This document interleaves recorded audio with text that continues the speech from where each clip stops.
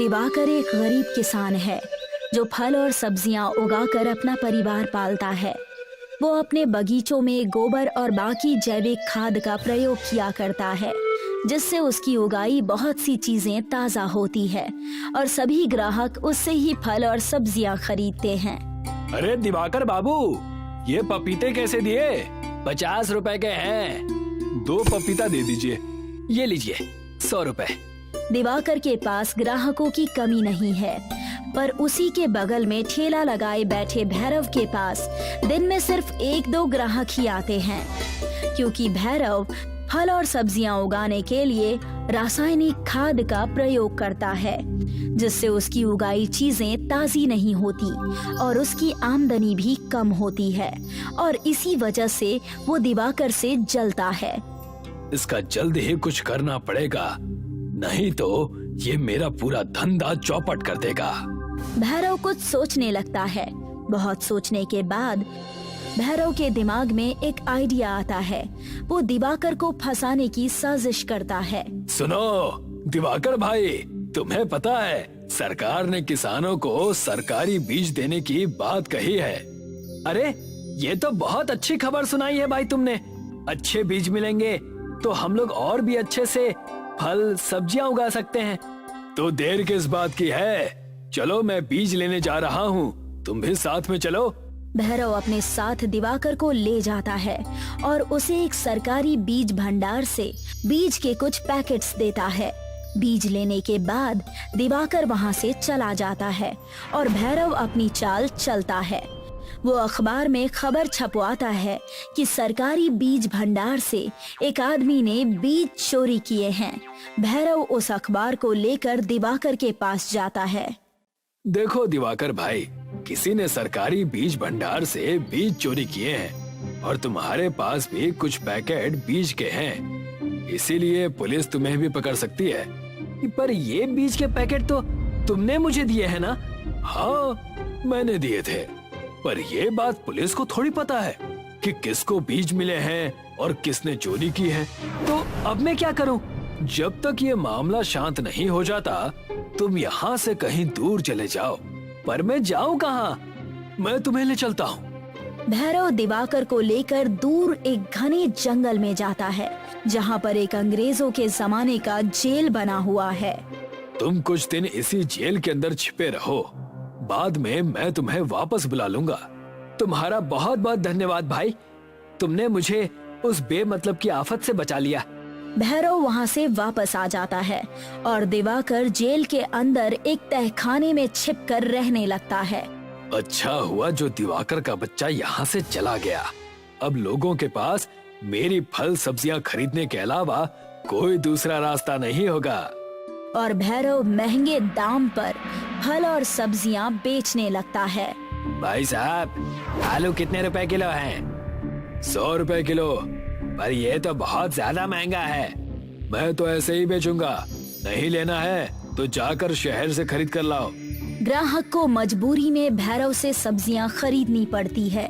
दिवाकर के न होने का भैरव पूरी तरह से फायदा उठाने लगता है। इसी बीच कुछ चोर शहर की एक बड़ी सुनार की दुकान से सोना चुराकर शहर से दूर जंगल की तरफ आते हैं। जंगल में चलते हुए उन्हें ये पुरानी जेल दिखती है। सभी आकर इस जेल के पास जाते हैं। इस सोने को छुपाएं कैसे? कुछ तो नया उपाय ढूंढना पड़ेगा। अगर पुलिस ने पकड़ लिया तो समझ लो जेल में चक्की पीसनी पड़ेगी। क्यों ना हम इस सोने को गलाकर ईंट बनाएं और इसे जेल के बाहर से लगा दें। इससे पुलिस को कोई सबूत भी नहीं मिलेगा। हाँ, ये तो बहुत अच्छा आइडिया है।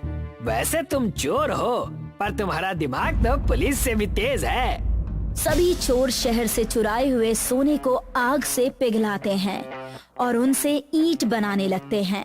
चोर सोने से बनाई हुई ईंटों को जेल के बाहर से लगा देते हैं, जिससे पूरी जेल सोने की बन जाती है और चमकने लगती है। ये हुई ना बात। देखो, हमने अंग्रेजों की इस जेल को सोने की जेल में बदल दिया है। अब पुलिस तो क्या, सीबीआई वाले भी हमको पकड़ नहीं सकते। चलो यहाँ से चलते हैं और शहर जाकर मजे करते हैं। सभी चोर खुशी खुशी शहर के लिए निकल जाते हैं। दूसरी तरफ कुछ दिन बीत जाने के बाद भैरव दिवाकर को देखने के लिए जंगल में आता है। वो जेल के अंदर जाता है और जोर से आवाज लगाता है, बाहर आ जाओ दिवाकर भाई, मैं भैरव हूँ। भैरव की आवाज सुनकर दिवाकर जेल के तहखाने से बाहर आता है। अच्छा किया भाई जो तुम मुझसे मिलने आ गए, नहीं तो मैं यहाँ पर घुट घुट कर मर ही जाता। भैरव दिवाकर को देखता है और अपने मन में सोचता है, तू मर जाएगा तो मेरा तो फायदा ही फायदा होगा। भैरव के मन में दिवाकर को धोखा देने का विचार आता है। वो दिवाकर से कहता है, अरे भाई, क्यों मरने की बात कर रहे हो? अगर तुम्हारा दम घुट रहा है तो चलो, मैं तुम्हें नदी के पास ले चलता हूँ। वहाँ पर कुछ देर ताजी हवा में बैठते हैं। वैसे भी तुमसे कुछ बात करनी है। दिवाकर और भैरव जैसे ही जाने के लिए मुड़ते हैं, तभी वहाँ से एक सोने की ईंट नीचे गिर जाती है, जिसकी आवाज सुनकर ये दोनों रुक जाते हैं। भैरव देखता है कि ईंट बहुत चमकदार है। वो पास जाता है और ईंट को उठाता है। ये तो सोने की ईंट है। भैरव जेल की तरफ नजर घुमाता है तो देखता है कि पूरी जेल सोने की ईंटों से बनी है। ये देखकर भैरव बहुत खुश हो जाता है। उसको खुश होता हुआ देख दिवाकर उससे पूछता है, क्या हुआ भाई, तुम बहुत खुश नजर आ रहे हो? भैरव ईंट को पीछे छुपाते हुए हड़बड़ी में कहता है, कुछ नहीं, तुम जाओ यहाँ से। पर तुमने ही तो कहा कि हम दोनों नदी किनारे ताजी हवा में जाएंगे और तुम मुझसे कुछ बात भी करना चाहते थे। मैं ये कह रहा था कि पुलिस ने उस चोर को पकड़ लिया है, जिसने बीज भंडार से सरकारी बीज चुराया था। अब तुम्हें कोई खतरा नहीं है। जाओ, अब तुम अपने घर जा सकते हो। ये तो तुमने दिल खुश करने वाली खबर सुना दी। चलो घर चलते हैं। नहीं, मुझे कुछ काम है। तुम चलो, मैं बाद में आता हूँ। ठीक है, तुम अपना काम खत्म करके आओ, मैं जा रहा हूँ। दिवाकर खुशी खुशी अपने घर के लिए निकल पड़ता है। दूसरी तरफ सोने की ईंटों से बनी जेल को देखकर भैरव खुशी से पागल हो जाता है। मेरी तो लॉटरी लग गई। कहाँ 50 रुपए की सब्जियां बेचनी पड़ती थी और अब करोड़ों का सोना मेरे हाथ लग गया है।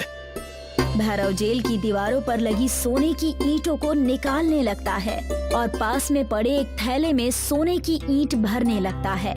तभी शहर से सारे चोर वापस आ जाते हैं। अच्छा बेटा, तो हमने ये सोना क्या तुम्हारे लिए चुराया है? कौन हो तुम? हमारा सामान चुराते हो और हमसे ही पूछते हो कि कौन हो तुम? ये सोना मेरा है। इसे पहले मैंने देखा है, पर इसे यहाँ तो हम लेकर आए हैं ना। भैरव चोरों की बात को अनसुनी करके सोने की ईंटों को थैले में भरने लगता है। लगता है ये ऐसे नहीं मानेगा। चलो इसके हाथ पैर तोड़ते हैं। तीनों चोर मिलकर भैरव को मारने लगते हैं। ये सभी लड़ाई कर ही रहे होते हैं कि तभी कुछ पुलिस वाले जो कि इस जंगल के पास से गुजर रहे थे, वो इन्हें देख लेते हैं। वो देखो, वहाँ पर कुछ लोग लड़ाई कर रहे हैं। चलो, जल्दी चलो। इंस्पेक्टर सोने की जेल के पास आ जाते हैं। बाप रे, इतना सारा सोना! ये सोना हमारा है। हमने इसे शहर से चुराया है। अच्छा, तो शहर में जो सोने की चोरी हुई है वो तुम लोगों ने की है। हवलदार, इन सबको गिरफ्तार कर लो। इंस्पेक्टर साहब, मैं चोर नहीं हूँ। अगर चोर नहीं हो तो ये सोना थैले में भरकर कहाँ ले जा रहे थे? इंस्पेक्टर सभी चोरों को और भैरव को जेल में बंद कर देता है और सारा सोना ले जाकर शहर में उस सुनार को वापस कर देता है, जिसकी दुकान से ये सोना चोरी हुआ था। दूसरी तरफ दिवाकर मेहनत करके अपने खेतों में फल सब्जियां उगाता है और अपनी जिंदगी खुशी खुशी बिताने लगता है। रमेश का गांव में ढाबा था। इस ढाबे को उसका पूरा परिवार संभालता था।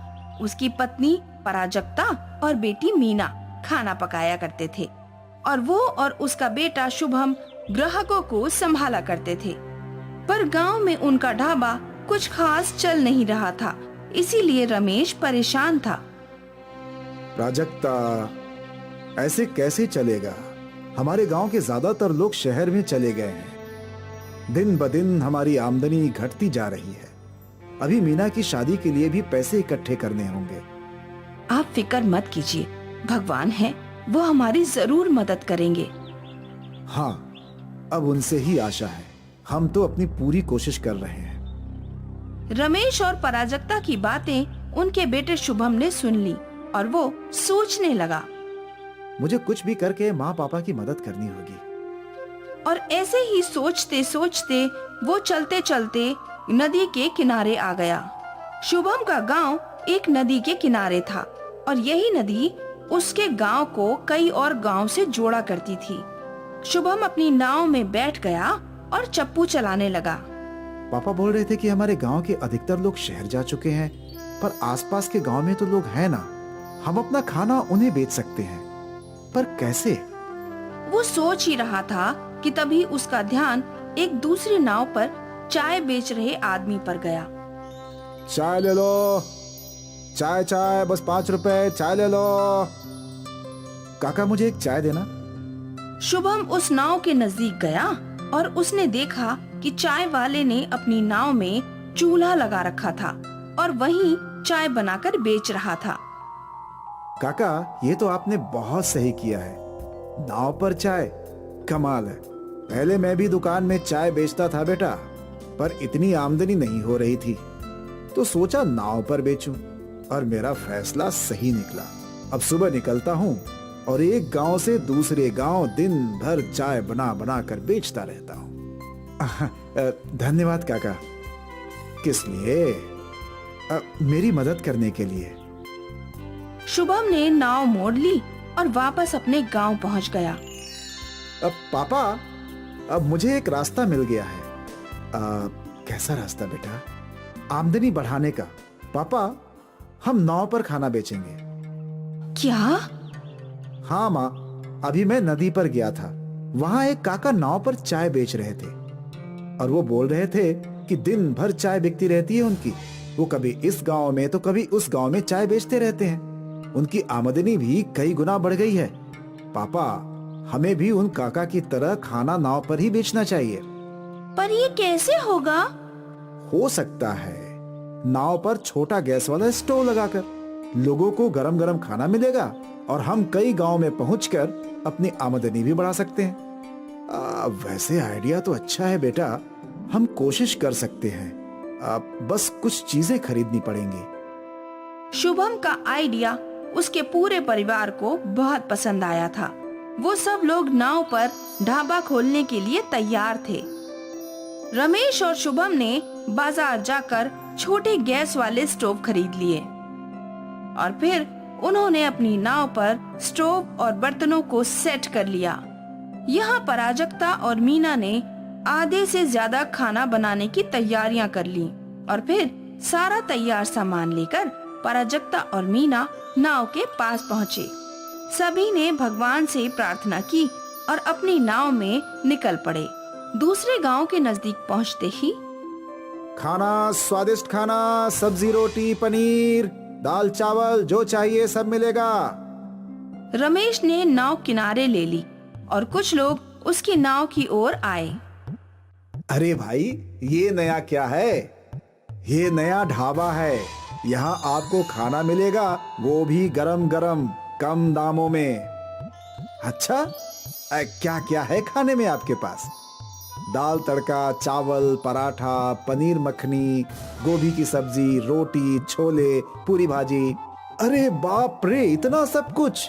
अब मुझे तो 2 पराठे और पनीर की सब्जी दे दो भाई। जी। मीना ने पनीर की सब्जी गरम की और पराजक्ता ने पराठे बना दिए। कितना हुआ? बस 70 रुपए भैया। अरे वाह, किफायती है। हमारे गांव के होटल में इतने के 120 रुपए लग जाते हैं। दाम सुनकर कई और ग्राहकों ने ऑर्डर दिए। दाल तड़का और जीरा राइस पार्सल कर दो भाई। मुझे 2 पूरी भाजी दे देना। जी भैया। पराजक्ता और मीना फटाफट खाना बनाने लगी और रमेश और शुभम ग्राहकों को परोसने लगे। पहले दिन ही गांव में उन्हें 8-10 ग्राहक मिल गए। जब ग्राहक आना खत्म हुए तो रमेश ने नाव चलाना शुरू कर दिया। वो लोग अगले गांव रुके और यहाँ भी एक एक करके कई ग्राहकों ने उनसे खाना खरीदा। और फिर उसके अगले गांव। ऐसा करते करते शाम तक रमेश का तैरता ढाबा 8 गांव में घूम चुका था। प्राजक्ता, आज एक दिन की कमाई 4000 रुपए हुई है। ये तो हमारे ढाबे पर हफ्ते भर में नहीं होती। हाँ शुभम, तुम्हारा ये आइडिया कमाल का है। अब से हम रोज ज्यादा खाना तैयार करके आएंगे। जी पापा, मुझे यही उम्मीद थी। अब हमें आदमियों की सोचने की जरूरत नहीं है। हमारी मेहनत को दिशा मिल गई है। हमें ऐसे ही मेहनत करना जारी रखना होगा। हाँ। फिर क्या था, रमेश का परिवार रोज कड़ी मेहनत करने लगा। वो लोग नाव से गांव-गांव घूमकर खाना बेचने लगे। सभी खुश थे। लेकिन उनकी ये प्रगति रमेश के गांव में रह रहे भानु से देखी नहीं गई। भानु रमेश से जलता था। मुझे इस रमेश का कुछ न कुछ करना ही चाहिए, वरना ये मुझसे भी ज्यादा पैसे कमाएगा। मैं ऐसा होने नहीं दूंगा। रात के अंधेरे में भानु ने रमेश की नाव तोड़ दी। अब देखता हूँ तुम लोग कैसे नाव पर खाना बेचते हो। रमेश और उसका परिवार जब नदी किनारे पहुंचा तो अपनी नाव की ये हालत देखकर परेशान हो जाते हैं। अब हम क्या करेंगे पापा? नाव तो बिल्कुल टूट चुकी है। अरे हम इतना सारा खाना कहाँ बेचेंगे? गांव का एक बूढ़ा बुजुर्ग उनकी ये सारी बातें सुन रहा था। बेटा, तुम लोग मेरी नाव ले जाओ। मैंने तुम सबकी मेहनत देखी है और तुम्हारी वजह से कई लोगों को अच्छा खाना भी मिलता है। ये अच्छा काम रुकना नहीं चाहिए। तुम जब तक चाहो मेरी नाव इस्तेमाल कर सकते हो। वैसे भी दिन भर नाव चलाकर क्या ही कमा लेता हूँ मैं। धन्यवाद काका, आपने हम पर बहुत बड़ा एहसान किया है। एहसान नहीं बेटा, इसे तुम मेरी मदद समझ लो। काका की नाव उनकी नाव से बड़ी और बेहतर थी। शुभम और रमेश ने उस बड़ी नाव में गैस स्टोव लगाया और ढेर सारा तैयार खाना भी रख लिया और फिर वो लोग निकल पड़े। रोज की तरह वो लोग अलग अलग गांव में रुककर खाना बेचने लगे। ग्राहक बढ़ गए थे और उनकी आमदनी भी। शाम के समय वो लोग अपने गांव लौटे और रमेश उस बूढ़े आदमी के घर गया। काका, आज आपकी वजह से मैं खाना बेच पाया। आपकी दया के लिए शुक्रिया। इसे कबूल कीजिए। हमारी कमाई बहुत अच्छी हुई है और उसके आप भी हकदार हैं काका। पहली बार कोई मुझे नाव नहीं चलाने के पैसे दे रहा है। 40 सालों से बस नाव चलाकर ही पैसे कमाता आया हूँ। अब बुढ़ा हो चुका हूँ, शरीर साथ नहीं दे रहा है। सोच रहा था कि नाव बेच ही दूं। नहीं काका, आपको नाव बेचने की जरूरत नहीं है। हम आपकी नाव चलाएंगे और आपको रोज आपकी नाव का किराया भी दे देंगे। भगवान तुम्हारा भला करे बेटा। बूढ़े आदमी ने रमेश को नाव देकर उसकी मदद की और रमेश ने बूढ़े आदमी को रोज किराया देने की बात करके उनकी मदद की और यूं ही ये मदद का सिलसिला चलता रहा। और शायद इसी अच्छाई की वजह से दिन ब दिन रमेश के तैरते ढाबे की आमदनी बढ़ती जा रही थी। और ये देखकर भानु तिलमिला गया। वो रमेश का बुरा करना चाहता था, पर अनजाने में उसने ही रमेश का भला कर दिया। 1 साल बाद रमेश ने अपनी बेटी मीना की शादी भी बड़ी धूमधाम से करवा दी और भानु अब भी रमेश को देखकर जलता भुनता रहता। रमेश और उसके परिवार की मेहनत रंग लाई। ताजपुर नामक गांव में मनोहर और दिलीप नाम के 2 युवक रहते थे।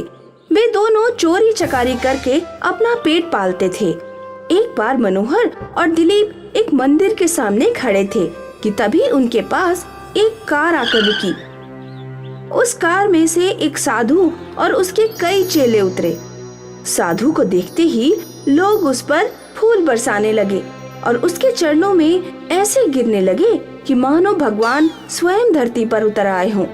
साधुओं का ये भव्य स्वागत और ठाट बाट देखकर मनोहर और दिलीप बहुत प्रभावित हुए और फिर आपस में चर्चा करने लगे। अबे मनोहर, देख तो साधु जिंदगी के कैसे मजे ले रहे हैं। इनके ठाट बाट देखकर तो मन में आता है क्यों ना हम भी साधु बन जाएं। तो बात तो ठीक कह रहा है यार, साधु बनकर हम कहीं से मोटा हाथ मार सकते हैं। पर वो कैसे? वो ऐसे कि साधु का वेश बनाकर हम लोगों को आसानी से लूट सकते हैं। हाँ, ये बात तो तूने बिल्कुल सही बोली। इस तरह दिलीप और मनोहर लोगों से आसानी से पैसा लूटने के चक्कर में साधु बन जाते हैं। मनोहर गुरु और दिलीप उसका चेला बन जाता है। दोनों एक गांव के बाहर पीपल के पेड़ के नीचे आकर बैठ जाते हैं। देख चेले, हम बाबा बनकर इस गांव में तो आ गए हैं, पर लोगों पर अपना प्रभाव जमाने के लिए कुछ मेहनत तो करनी पड़ेगी। वो क्या गुरुजी? इस गांव के सब लोगों की जन्म कुंडलियां बनानी पड़ेंगी। सबकी स्थिति, परिस्थिति, सुख दुख और नाम सहित ब्यौरा इकट्ठा करना पड़ेगा ताकि समझ गया, ताकि हमारा धंधा अच्छे से चल सके। मैं ये काम आज से ही शुरू कर देता हूँ। तुम बस खुद को पहुँचा हुआ महात्मा सिद्ध करने पर लगे रहो। उसके बाद गुरु चेला अपनी चालाकी से गांव के हर घर और आदमी की पूरी जानकारी इकट्ठी कर लेते हैं और फिर दोनों मिलकर गांव के भोले भाले लोगों को ठगना शुरू कर देते हैं। एक दिन पीपल के नीचे दो ग्रामीण गुरु और चेले से अपने ग्रह नक्षत्र के बारे में पूछने आते हैं। गुरुजी ध्यान लगाइए और दिनेश के बारे में कुछ बताइए। शादी के 12 बरस हो गए हैं मगर कोई संतान नहीं हुई। संतान के लिए दुखी हो? बिल्कुल सही बताया गुरुजी, आप तो पहुँचे हुए सन्यासी निकले।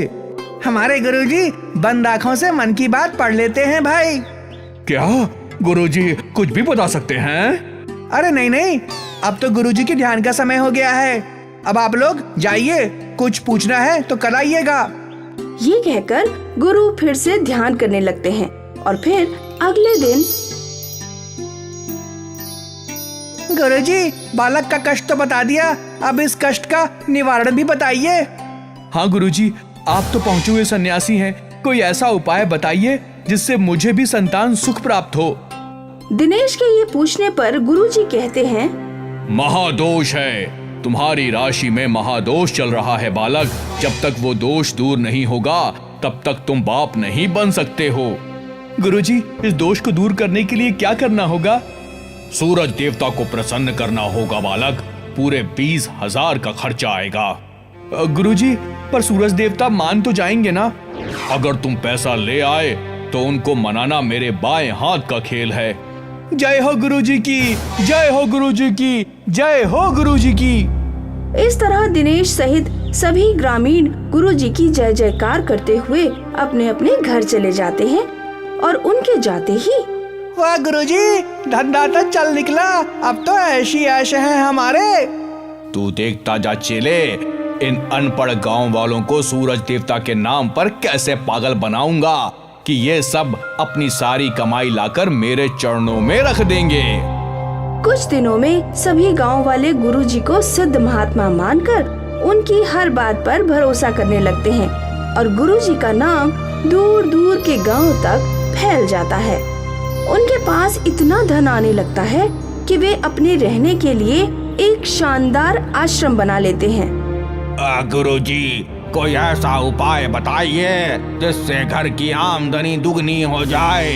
क्या कोई ऐसा उपाय है? सरपंच जी, मैं चाहूँ तो आपके घर में रखे धन को एक रात में दुगना कर सकता हूँ। क्या ये हो सकता है? पर इसके लिए क्या दक्षिणा लगेगी? हमें दक्षिणा का कोई लालच नहीं है सरपंच, हम तो साधु हैं साधु। चेला बिल्कुल ठीक कह रहा है। तो फिर क्या करना होगा? कुछ खास नहीं, बस सूरज देवता को प्रसन्न करने के लिए सूर्य संक्रांति का उपवास रखना होगा और सूर्य को जल देकर दान देना होगा। अपनी श्रद्धा के अनुसार दान दीजिए, आपका काम हो जाएगा। धीरे धीरे धन को दोगुना करने वाली बात सारे गांव में फैल जाती है और सब एक दूसरे से छिपकर गुरुजी के पास आने लगते हैं। गुरुजी की जय हो। गुरुजी, आपकी कृपा से संतान तो मुझे मिल ही जानी है। क्या मैं अपना धन भी दुगना कर लूं? हाँ हाँ, क्यों नहीं, ये तो बड़ी अच्छी बात है। जब सरपंच अपना धन दुगना कर रहा है तो तुम भी ये कर लो। तो ये 10,000 का धन को दुगना करने के लिए आप इसे ले लीजिए। फिर तो गुरु और चेले के पास दान करने वालों की कतार लग जाती है और खूब सारा धन जमा हो जाता है। उधर गांव वाले सूर्य संक्रांति का उपवास रख अपने धन को दोगुना करने के लिए सूरज को जल चढ़ाने का इंतजार करने लगते हैं। लेकिन आसमान में बादल छा जाते हैं और सूरज कहीं दिखाई ही नहीं देता। ये देख गांव वाले घबरा जाते हैं और गुरु के आश्रम की तरफ भागने लगते हैं। गुरुजी, सूरज तो निकला ही नहीं, अब क्या होगा? गुरुजी, आप तो दिव्य पुरुष हैं, जल्दी से कोई उपाय कीजिए। उनकी बात सुनकर गुरुजी को ठगी का एक नया उपाय सूझ जाता है। ये तो अनर्थ हो गया। सूरज देवता को एक खतरनाक राक्षस ने चुरा लिया है और वो उसकी कैद में है। उन्हें राक्षस की कैद से मुक्ति दिलानी होगी। सूरज को राक्षस की कैद से मुक्ति दिलाने के लिए क्या करना होगा गुरुजी? अगर सूरज कैद से आजाद ना हुए तो क्या होगा गुरुजी? आप सब बर्बाद हो जाएंगे। आपके घरों में रखा सारा धन राख हो जाएगा और गांव में हमेशा के लिए अंधेरा छा जाएगा। गुरुजी की ये बात सुनकर गांव वाले हैरानी से एक दूसरे का मुंह ताकने लग जाते हैं। और तभी गुरुजी, सबको राक्षस से मुक्त कराने का उपाय तो बताइए। हो सकता है कि ये गांव वाले उस उपाय को करने के लिए तैयार हो जाएं। हाँ हाँ गुरुजी, कुछ भी करना पड़े, हमारे धन को राख होने से तो बचाना ही होगा और साथ ही सूरज को वापस भी लाना ही होगा। सरपंच की बात सुनकर गुरुजी खुश हो जाते हैं और फिर इसका केवल यही उपाय है सरपंच कि आप सब गांव वाले आज रात के लिए अपना सारा सोना चांदी रुपया पैसा मेरे आश्रम में लाकर रख दें। यहाँ रहेगा तो वो राख होने से बच जाएगा। और फिर सूरज का क्या होगा? आज रात मैं आपके धन की रक्षा करूंगा और कल सूरज को राक्षस की कैद से मुक्त कराने के लिए पूजा पाठ करूंगा। इस तरह आपके दोनों काम सिद्ध हो जाएंगे। गांव वालों को गुरुजी में पूरी श्रद्धा थी और वे उन पर पूरा भरोसा करते थे। इसीलिए आंखें बंद करके अपने घरों का सारा सोना चांदी और रुपया पैसा आश्रम में रखकर अपने घर चले जाते हैं। और फिर उनके जाने के बाद गुरुजी, अब तो हम माला माल हो गए हैं। बोलो अब क्या करना है? अबे सबसे पहले तो ये गुरु चेले वाला ढोंग छोड़ और अपनी असलियत पर आ। दिलीप कहीं के, जल्दी आ। ठीक है मनोहर, अब बता क्या करें? करना क्या है, सारा धन बोरों में भर लो और रात के अंधेरे में शहर की तरफ निकल लो। इतना धन है कि जीवन भर खर्च नहीं कर पाएंगे। इस तरह गुरु चेला दोनों अपनी असलियत पर आ जाते हैं और फिर गांव वालों का सारा धन समेटकर शहर की तरफ निकलने की तैयारी करते हैं। मगर दिनेश उनकी ये सारी बातें सुन लेता है और सरपंच को जाकर बता देता है। तो ये गुरु चेला ठग हैं, मनोहर और दिलीप नाम के ठग। वो हम गांव वालों को कंगाल करके भागना चाहते थे। बिल्कुल सही सरपंच जी। तो चलो, इन्हें जेल की हवा खिलाने की बारी आ गई है। ये कहकर सरपंच सहित सभी गांव वाले उन्हें आश्रम से फरार होने से पहले ही काबू में कर लेते हैं और उनकी अच्छे से खबर लेते हैं। वे दोनों अपनी असलियत कबूल लेते हैं और फिर सुबह होते ही और दिनों की तरह सूरज भी बादलों को भेद कर चमकने लगता है। सूरज को देखकर गांव वाले बहुत खुश होते हैं और दिलीप व मनोहर को पुलिस के हवाले कर देते हैं। दीनापुर गांव में टोनी नाम का एक बालक चौक में चावल छोले की रेहड़ी लगाता था। उसका काम ठीक ठाक चल रहा था। उससे कुछ दूर ही एक बूढ़ी औरत चाय की ठेली लगाकर चाय बेचती थी। चौक में आने वाले लोग उसकी ठेली पर चाय पिया करते थे और इस तरह उनका भी गुजारा हो जाता था। एक दिन सुबह सुबह टोनी दुकान खोलता ही है कि तभी एक भूखा साधु वहाँ पर आ जाता है। बेटा, बहुत भूख लगी है, कुछ खिला दोगे तो परमात्मा भला करेगा बेटा। महात्मा जी, आप बैठिए और जो भी मेरे पास है उसे पेट भर कर खाइए। इस तरह टोनी साधु को भोजन करा देता है। बच्चे ने भोजन करा दिया, अब थोड़ी चाय भी पिला दोगे तो भगवान आपका कल्याण करेगा बेटा। बैठिए साधु महाराज और चाय पी लीजिए। चाय वाली बुढ़िया उन्हें चाय पिला देती है। फिर साधु की आत्मा तृप्त हो जाती है तो वो दोनों को आशीर्वाद देने लगता है। माई तुम और वो बच्चा दोनों ही भले हैं, बहुत भले इंसान हैं। भगवान आपको सदा सुखी रखे। कभी कष्ट पड़ जाए तो इस साधु को याद कर लेना। साधु उस सामने वाले पहाड़ पर रहता है। साधु महाराज, हमें आपका आशीर्वाद मिल गया, वही बहुत है। इस तरह साधु उन दोनों को आशीर्वाद देकर चला जाता है। इस तरह कई महीने बीत जाते हैं।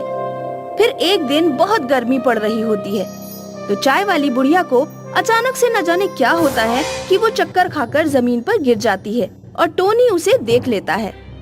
अरे ये क्या हुआ बूढ़ी अम्मा, क्या हुआ? बोलो तो, कुछ तो बोलो बूढ़ी अम्मा, क्या हुआ? टोनी बूढ़ी चाय वाली को खूब हिला डुला कर देखता है मगर वो नहीं बोलती। बुढ़िया बेहोश हो जाती है और फिर टोनी उसे तुरंत अस्पताल लेकर जाता है। डॉक्टर बुढ़िया का इलाज करता है। फिर टोनी डॉक्टर से बुढ़िया की बीमारी के बारे में पूछता है। डॉक्टर साहब, बूढ़ी अम्मा को कौन सी बीमारी है? वो ठीक तो हो जाएंगी ना? अभी कुछ नहीं कह सकते, इन्हें शायद कोई गंभीर बीमारी है। अभी कई दिनों तक अस्पताल में इन्हें रखना पड़ेगा। ठीक है डॉक्टर साहब। उस दिन टोनी को घर पहुंचने में काफी रात हो जाती है। उसके लकवाग्रस्त माता पिता को उसकी बहुत चिंता हो जाती है। वो टोनी को देखते ही तड़प उठते हैं। बेटा, बहुत देर कर दी, कहाँ रह गया था? सब ठीक तो है ना बेटा? कोई चिंता वाली बात तो नहीं है? नहीं, ऐसी कोई बात नहीं है। वो मेरे पड़ोस में चाय वाली अम्मा अचानक से बीमार हो गई थी, इसलिए उसे अस्पताल लेकर जाना पड़ा। बस इसी कारण आने में देर हो गई। ठीक है बेटा, अब जल्दी से खाना खा ले। आजा, आज तो बहुत भूख लगी है। अगले दिन टोनी बूढ़ी चाय वाली से मिलने के लिए अस्पताल जाता है तो बुढ़िया रोने लगती है और उससे कहती है, बेटा, मुझे अपने बीमार बेटे की चिंता है। चारपाई में पड़ा होगा, भूखा प्यासा, उसे मेरे सिवा कौन संभालेगा? मुझे जल्दी से घर ले चल। बेटे की चिंता मत करो बूढ़ी अम्मा, मैंने उसको खाना पहुंचा दिया है। भगवान तेरा भला करे बेटा, इस दुख की घड़ी में तूने मुझ बुढ़िया को सहारा दिया। इस तरह 2-3 दिन बीत जाते हैं और बूढ़ी चाय वाली ठीक हो जाती है। टोनी उसकी अस्पताल से छुट्टी कराकर घर छोड़ने के लिए अपने साथ लेकर चल पड़ता है। मगर फिर कुछ ही देर बाद पानी बरसना शुरू हो जाता है और बारिश थमने का नाम ही नहीं लेती तो टोनी और चाय वाली अम्मा को रास्ते में रुकना ही पड़ता है। बेटा, बारिश तो रुकने का नाम ही नहीं ले रही, चारों तरफ पानी ही पानी है। लगता है बाढ़ आएगी बूढ़ी अम्मा। अगर बाढ़ आ गई तो हमारा तो धंधा ही चौपट हो जाएगा, खाने के लाले पड़ जाएंगे। जो ऊपर वाले को करना है वो तो करना ही है बेटा, इसमें हम क्या कर सकते हैं? ठीक कहती हो बूढ़ी अम्मा। फिर टोनी और बूढ़ी चाय वाली दोनों बारिश के थमने का इंतजार करते हैं मगर बारिश नहीं थमती। चारों तरफ पानी ही पानी नजर आने लगता है और भयंकर बाढ़ आ जाती है। वे दोनों बाढ़ में फंसकर उदास भाव से अपने अपने घर वालों की चिंता में डूब जाते हैं। बूढ़ी अम्मा, मेरे अपाहिज माँ बाप का क्या होगा? वो तो अब मर ही चुके होंगे। मेरा बीमार बेटा भी इस बाढ़ में बह गया होगा। मेरा तो इस बाढ़ ने सब कुछ लूट लिया बेटा। वे दोनों अपने घर वालों की सलामती को लेकर चिंता में पड़े होते हैं मगर उधर कुछ अलग ही चमत्कार हो रहा होता है। बाढ़ का पानी सब जगहों पर घुस जाता है मगर उनके घरों में सूखा ही रहता है। टोनी के घर में वही साधु नजर आते हैं जो एक रोज उसके पास भोजन करने गए थे। तुम हो टोनी के माता पिता? हाँ साधु महाराज, हम ही हैं। हमें लकवा मार गया है और हम बिस्तर में पड़े हैं। 3 दिन से भूख से तड़प रहे हैं। घबराओ मत, अब और बिस्तर में नहीं पड़े रहोगे। ये कहकर साधु टोनी के माता पिता को स्वस्थ कर देते हैं और वे दोनों अपने पैरों पर उठकर खड़े हो जाते हैं। इसके साथ ही टोनी के घर में सोना बरसने लगता है, यानी सोने की बारिश होने लगती है। ये सब चमत्कार करने के बाद साधु वापस चले जाते हैं और उसी समय किसी तरह टोनी भी अपने घर पहुंच जाता है। टोनी अपने घर को सही सलामत देखकर साधु से मिलकर बहुत खुश होता है। अरे महात्मा जी, आप? हाँ हाँ बेटा, मैं भगवान की कृपा से सब ठीक है। जाओ अपने माता पिता से मिलो।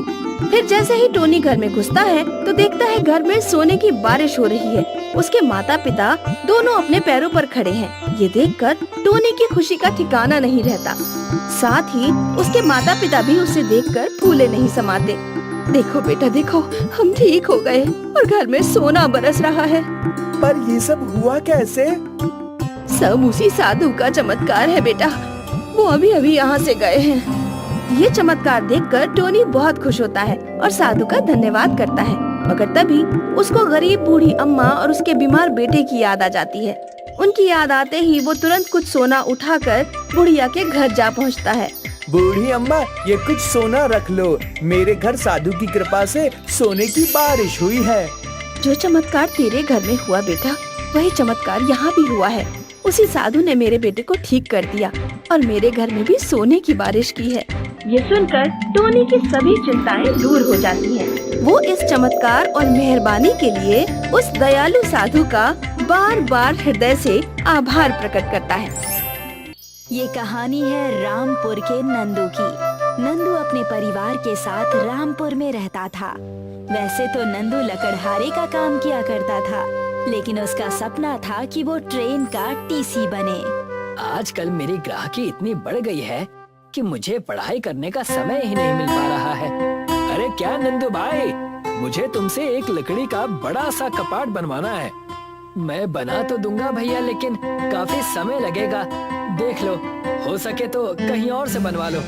तुम बड़ा भाव खाने लगे हो, अब पहले जैसे नहीं रहे। जाने दो, मैं कहीं और जाकर बनवा लूंगा। नंदू इतना अच्छा लकड़ियों का व्यापारी था कि सब उसी से अपना सामान बनवाते थे। इस वजह से नंदू अपने पसंद की नौकरी नहीं कर पाता था और ये बातें जाकर नंदू अपनी माँ रूपमती को बताता है। माँ, मैं हर एक चीज से परेशान हूँ। सब मुझसे ही अपना सामान बनवाना चाहते हैं और इस वजह से मुझे पढ़ने की बात तो दूर, मुझे सोने तक का समय नहीं मिल रहा। ये तो बड़ी अच्छी बात है। जब तुम्हारे अंदर इतनी अच्छी कला है पैसे कमाने की, तो तुम्हें यही करना चाहिए। कहीं नौकरी वोकरी करने की क्या जरूरत है। नहीं माँ, मुझे ट्रेन का टीसी या फिर मोटरमैन तो बनना ही है, चाहे जो हो जाए। तुम एक काम करो, आज शाम की ट्रेन पकड़कर अपने मामा के घर चले जाओ। कम से कम कुछ दिन के लिए तुम्हारी बुद्धि शांत होगी। ये बात तुमने अच्छी कही माँ, मैं ऐसा ही करूँगा। कम से कम कुछ दिनों की मुझे मन की शांति तो मिलेगी। नंदू अपना सामान भर के रेलवे स्टेशन की तरफ निकल जाता है और ट्रेन के आने का इंतजार करने लगता है। ट्रेन आने में बहुत समय लग रहा है, तब तक क्या करूं? आराम भी कितना करूं? उतने में ही वहाँ पर एक औरत आई और नंदू से कहने लगी, अरे नंदू, तुम यहाँ क्या कर रहे हो? कौन? मैंने आपको पहचाना नहीं। कई साल पहले तुमने मेरे घर का दरवाजा बनाया था। वो दरवाजा इतना मजबूत बना है कि आज भी वैसा का वैसा ही है। जी धन्यवाद, लेकिन आप कहीं बाहर घूमने जा रही हैं, क्या बात है? मैं कहीं घूमने नहीं जा रही हूँ। तुमने सुना नहीं? शहर के बाहर ट्रेन ड्राइवर और टीसी की नौकरी का एग्जाम चल रहा है। ये बात मैंने भी अखबार में पढ़ी थी। क्या इसमें मैं भी हिस्सा ले सकता हूँ? इसमें सारे पढ़े लिखे और ग्रेजुएट लड़के अपना सिलेक्शन चाहते हैं। वहाँ तुम जैसे लकड़हारे का क्या काम? तुम जाकर कहीं और का दरवाजा या कबर्ड बनाओ। नंदू को उस औरत की बात पर बहुत गुस्सा आता है और वो मामा के यहाँ न जाकर नौकरी पाने के लिए उस औरत का पीछा करने लगता है। यहाँ पर कितनी सारी बंद पड़ी ट्रेन है, लेकिन यहाँ हो क्या रहा है? तब नंदू की नजर वहाँ के सरकारी कर्मचारी पर पड़ती है। सारे नौजवान और लड़कियाँ जिस नौकरी को ढूंढने के लिए आए थे, वो उनसे कहता है, ये ट्रेन अंग्रेजों के जमाने से यहाँ बंद पड़ा है। जो भी इस ट्रेन का सही उपयोग करेगा, हम उसे ही नौकरी देंगे। फिर तो मेरी नौकरी पक्की। सरकारी कर्मचारी उतना ही कहकर वहाँ से चला गया। तब नंदू उस औरत के पास गया। क्या मैं भी ट्रेन की सरकारी नौकरी के लिए इसमें हिस्सा ले सकता हूँ? तुम यहाँ भी आ गए? अरे ये कोई गुड्डा गुड्डी का खेल थोड़ी है जो तुम कर लोगे। उस उस औरत ने सबके सामने नंदू का मजाक बनाया। नंदू वहाँ से चला गया और सोचने लगा, इन सबको मैं इनसे अच्छी ट्रेन बनाकर दिखाऊंगा और उसे खुद ही चलाऊंगा। नंदू ने उसी वक्त प्रण लिया और जंगल से कई सारी लकड़ियाँ काट कर ले आया और उससे असली ट्रेन बनाने की सोची, 8 पहियों वाली। नंदू दिन रात एक करके ट्रेन के आकार की एक नकली लकड़ी की ट्रेन बनाता है जो बिल्कुल ट्रेन जैसी दिखती है। पूरे गांव में ये बात फैल गई थी। नंदू की लकड़ी की ट्रेन के बारे में सबको पता चल गया था। ये बनकर तैयार है, इसे बस अब बाहर निकालना है। अगर ये चल गया तो सब गरीबों को इस लकड़ी की ट्रेन की मदद से मैं हर जगह घुमाऊंगा। बस इसमें इंजन लग जाए, मेरा काम हो जाएगा। नंदू हर जगह जाकर इंजन ढूंढने लगा। भैया, आपके पास ट्रेन का या किसी पुरानी गाड़ी का इंजन है क्या? ट्रेन का इंजन? तुम कहीं पागल तो नहीं हो ना? यहाँ ट्रेन का इंजन कैसे मिलेगा? देखो, मैंने एक लकड़ी की ट्रेन बनाई है। अगर तुम्हारे पास उसमें लगाने के लिए कोई इंजन है तो मुझे दे दो। लकड़ी की ट्रेन? हाँ हाँ, मैंने भी सुना है कि एक पागल लकड़ी की ट्रेन बना रहा है। वो तुम ही हो क्या? हाँ हाँ, मैं ही हूँ। जब मेरी लकड़ी की ट्रेन चल जाएगी ना, तब तुम्हें पता चलेगा। देखो, मेरे पास तो कोई इंजन नहीं है, लेकिन वहाँ पास में कई सारे तालाब हैं, जहाँ तुम्हें कई सारी गाड़ियों का इंजन मिल जाएगा। जो गाड़ी उस तालाब में डूब जाती है, उसका इंजन कोई इस्तेमाल नहीं करता। तुम जाकर वहाँ देख लो। नंदू उस दुकानदार की बात सुनकर उस तालाब के पास जाता है और तालाब में देखता है कि कई सारी भंगार गाड़ियाँ वहाँ पर पड़ी हुई है। उन गाड़ियों में से एक गाड़ी का इंजन वो निकालता है और वहाँ से जाने लगता है। लेकिन उतने में ही उस इंजन से एक आत्मा निकल कर आती है। तुमने मुझे इस तालाब से निकालकर मुक्त कर दिया है। तुम्हारा बहुत बहुत धन्यवाद। नंदू उस आत्मा को देखकर डर जाता है और बस इंजन को लेकर वहाँ से भागने की कोशिश करता है। रुक जाओ, घबराओ मत। तुमने मेरी मदद की है, मैं तुम्हें कुछ नहीं करूँगा। मांगो, मुझसे क्या चाहते हो? सच? मुझे बस ये इंजन चाहिए और कुछ नहीं। मुझे कुछ मत करना, मेरी कोई गलती नहीं है। जाओ, तुम ये इंजन ले जाओ। तुम जिस भी गाड़ी में ये इंजन लगाओगे, मेरी चमत्कारी शक्तियों की वजह से ये गाड़ी वहाँ सिर्फ 1 मिनट में पहुँच जाएगी। इतना कहकर वो आत्मा अदृश्य हो गई। नंदू उस इंजन को लेकर अपने घर चला जाता है और जाकर अपने लकड़ी की ट्रेन में लगा देता है। उस इंजन के लगाते ही लकड़ी की ट्रेन चमक उठती है, मानो कि कोई अजूबा हो गया हो। नंदू की लकड़ी की ट्रेन अब जादुई लकड़ी की ट्रेन बन गई थी। इसे चला कर देखता हूँ। जय श्री राम। आज मेरा पहला दिन है। मैं सारी सवारी बिठाकर इसे बहुत बड़ी ट्रेन बना दूंगा। नंदू की लकड़ी की ट्रेन चलने लगी। कई सारे लोगों को वो 1 मिनट के अंदर ही उनके घर पहुंचा दिया करती थी। मेरी माँ अस्पताल में एडमिट है, क्या आप मुझे वहाँ पहुँचा सकते हैं? मैंने बहुत सुना है आपकी लकड़ी के ट्रेन के बारे में। अगर आप ऐसा कर दे तो आपकी बड़ी मेहरबानी होगी।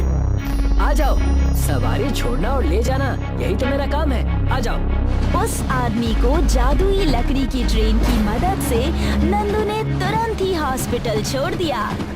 धन्यवाद नंदू भाई, मैं तुम्हारा एहसान जिंदगी भर नहीं भूलूंगा। ऐसे ही नंदू का नाम हो गया। लकड़ी की ट्रेन की मदद से सब बड़े खुश थे। ये बात सीमा को पता चली। तब सीमा ने उसके खिलाफ साजिश रचने की कोशिश की। इस नंदू के बच्चे का कुछ तो करना होगा। ये सब कुछ उस इंजन के वजह से ही हुआ है। मैं वो इंजन ही लकड़ी की ट्रेन से चुरा लूंगी। ना रहेगा बांस और ना बजेगी बांसुरी। और सीमा ने वैसा ही किया। उस इंजन को चुराने नंदू के घर के पास चली गई।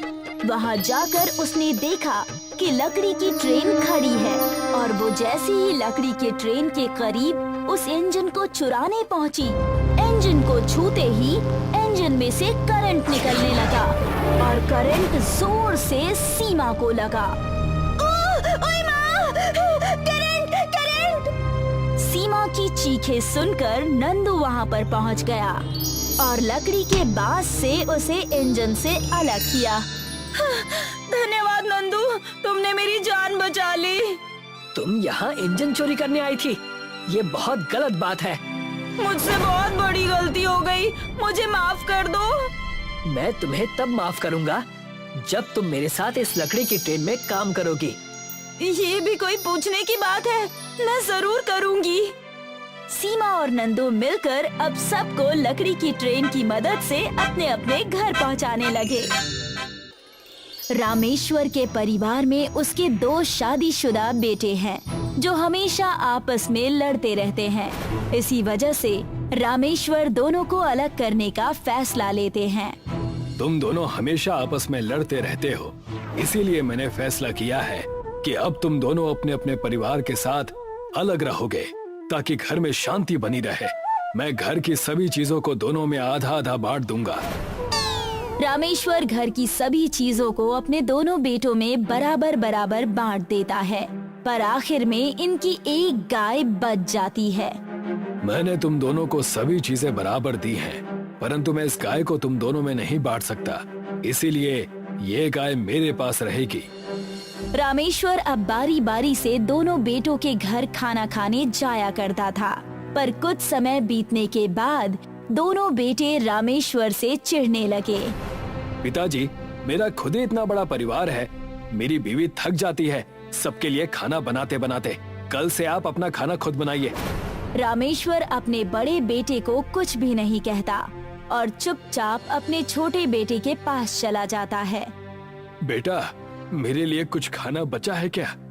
पिताजी, कल तो आपने मेरे घर खाया था ना, आप बड़े भैया के घर क्यों नहीं जाते? हमेशा मैंने ही ठेका थोड़ी ले रखा है आपको खिलाने का।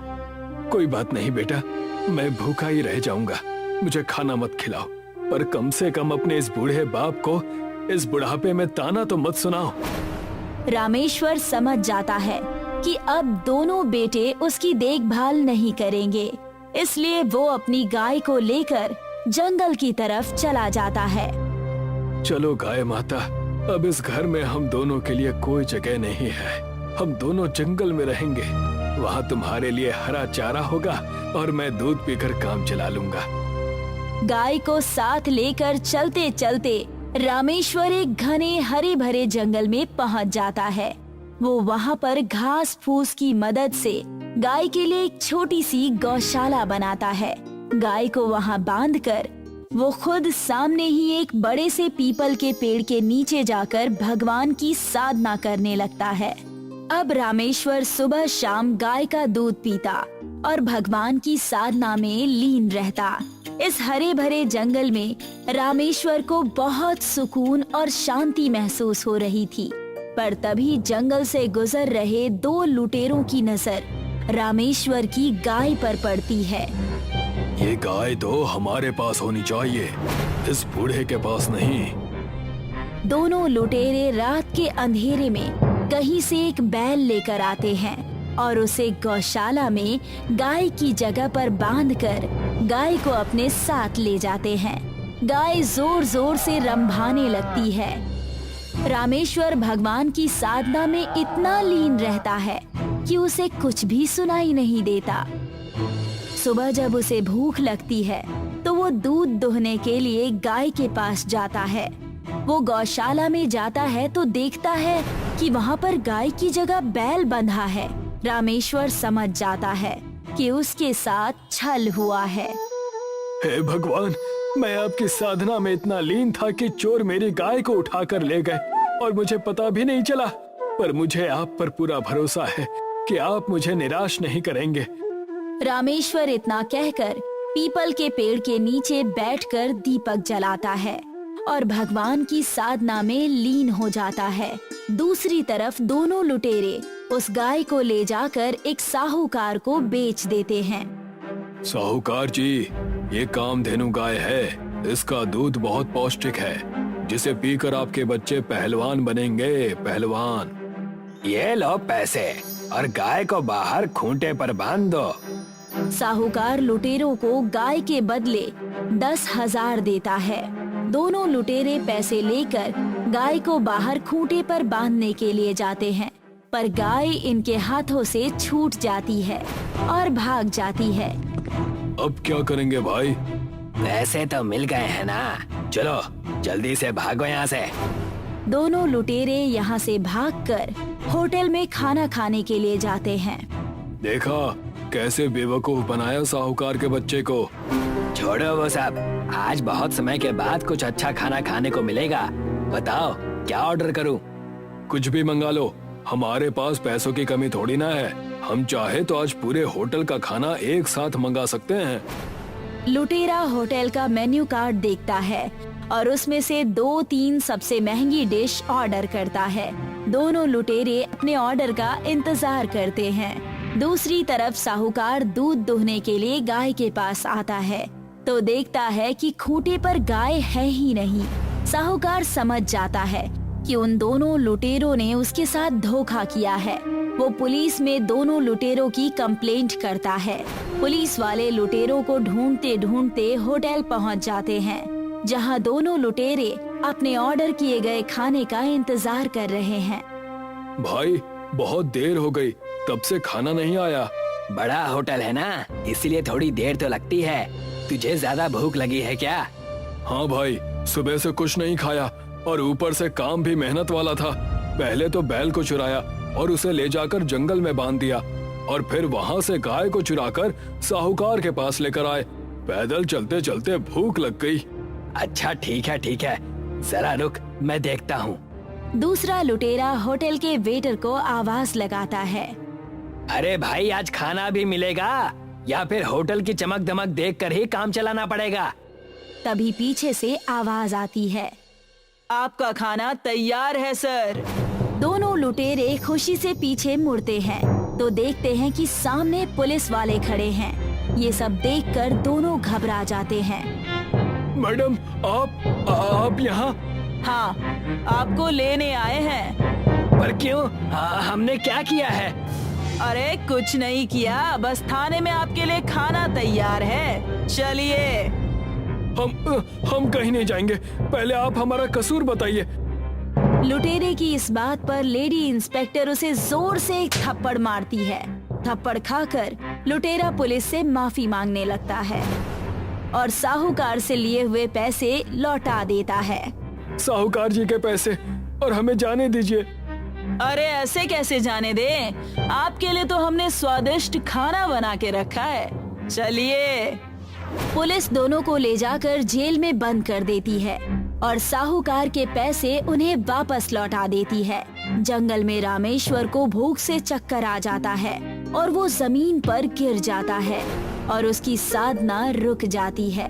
तभी उसकी साधना से चमत्कार होता है और एक तेज रोशनी बैल के सींगों पर पड़ती है और उनसे तेज दूध की धार बहने लगती है। ये दूध की धार जाकर रामेश्वर के मुंह में गिरती है और उसे होश आ जाता है। रामेश्वर पेट भर कर दूध पीता है। हे ईश्वर, आपकी महिमा तो आप ही जाने, पर आज आपने अपने इस बूढ़े भक्त को भूख से बचा लिया। रामेश्वर इस जादुई बैल को खाने के लिए हरा चारा डालता है और फिर से भगवान की तपस्या में लीन हो जाता है। अब वो अपने इस जादुई बैल के सींगों से निकलने वाले दूध से अपना पेट भरता है और हमेशा भगवान की भक्ति में लीन रहता है।